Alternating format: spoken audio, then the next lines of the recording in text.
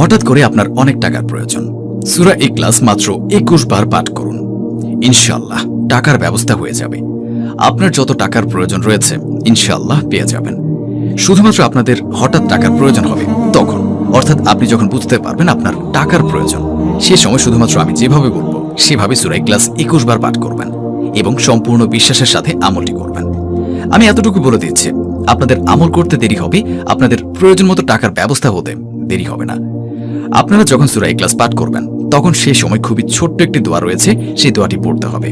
অর্থাৎ আপনাদের শুধুমাত্র সূরা ইখলাস এবং এই আমলটির জন্য ছোট্ট একটি দোয়া পাঠ করতে হবে। তাহলে যখন আপনারা সূরা ২১ বার পাঠ করবেন এবং এই আমলের দোয়া করবেন, তখনই আপনি দেখবেন আপনার যত টাকার প্রয়োজন ছিল সমস্ত টাকার ব্যবস্থা হয়ে গিয়েছে। আর আপনাদের কাছে কোথা থেকে টাকা আসবে তা আপনি নিজেরাও বুঝতে পারবেন না। আপনারা শুধু এতটুকু বুঝতে পারবেন, আপনি এই আমলটি করার কারণে আপনার টাকার ব্যবস্থা হয়ে যাবে। আমি এক কথায় বলে রাখি, টাকা রিলেটেড যত সমস্যা রয়েছে আপনারা এই আমলটি করে সকল ধরনের সমস্যা থেকে বেরিয়ে আসতে পারবেন। আমি আপনাদেরকে বলে রাখি, এই নিয়মটি আপনারা সবাই করতে পারবেন, তবে এই আমলের নিয়মটি আপনাদের সবাইকে মানতে হবে। যদি একটু ভুল করেন তাহলে কিন্তু এই আমলটি করলে কোনো কাজ হবে না। এখন আমি আপনাদেরকে খুব সহজভাবে এই আমলটি বুঝিয়ে দিচ্ছি, যেন আপনারা খুব সহজেই এই আমলটি বুঝতে পারেন। আমি ঠিক যেভাবে আপনাদেরকে বোঝাবো আপনারা ঠিক সেভাবেই করবেন। আর আপনারা যেন সূরা ইখলাসের এই আমলটি সহজভাবে করতে পারেন, আমি সেভাবেই আপনাদেরকে আমলটির ব্যাপারে বলবো। যদি আপনারা সূরা ইখলাস একটু ভুলভাবে পড়েন তাহলে কিন্তু আমলটি করে কোনো লাভ হবে না। এই আমলটি আপনারা যারাই করবেন আমি আপনাদেরকে বলে দিচ্ছি, ছেলে মেয়ে বৃদ্ধ যুবক সবাইকে এই একই নিয়মে আমলটি করতে হবে। নিয়মটি হচ্ছে, আপনি যখন সূরা ইখলাসের এই আমলটি করবেন তখন আপনাদের আশেপাশের কারোর সাথে কোনো প্রকার কথা বলবেন না।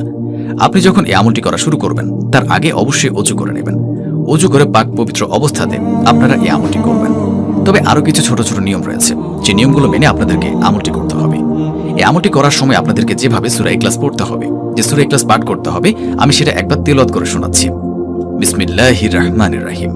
কুল হুয়াল্লাহু আহাদ, আল্লাহুস সামাদ, লাম ইয়ালিদ ওয়া লাম ইউলাদ ওয়া লাম ইয়াকুল লাহু কুফুয়ান আহাদ। আমি আরও একবার পড়ে শোনাচ্ছি।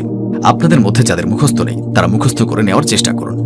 সবচেয়ে ভালো হয় আপনি যদি কোনো হুজুরের কাছ থেকে সঠিকভাবে উচ্চারণ শিখে নিয়ে এই সূরার আমলটি করতে পারেন, তাহলে দ্রুত কাজ করবে আমলটি। বিসমিল্লাহির রহমানির রহিম। কুল হুয়াল্লাহু আহাদ, আল্লাহুস সামাদ, লাম ইয়ালিদ ওয়া লাম ইউলাদ ওয়া লাম ইয়াকুল লাহু কুফুয়ান আহাদ। আমি আশা করি আপনারা সূরা ইখলাস তেলাওয়াত মনোযোগ দিয়ে শুনলেন এবং আপনাদের মধ্যে অনেকেরই এই সূরাটি মুখস্থ রয়েছে। আপনারা যারা চান আমাদের প্রতিটি দর্শক ধনী হয়ে যাক, এই ভিডিওটি যারা যারা দেখছেন তারা সবাই ধনী হয়ে যাক, তাহলে অবশ্যই কমেন্ট করতে হবে ৩ বার আমিন লিখে। আমি আবারও বলছি, অবশ্যই ৩ বার আমিন লিখে কমেন্ট করুন। যখন আপনারা এই আমলটি করার জন্য প্রস্তুতি নেবেন, অর্থাৎ রেডি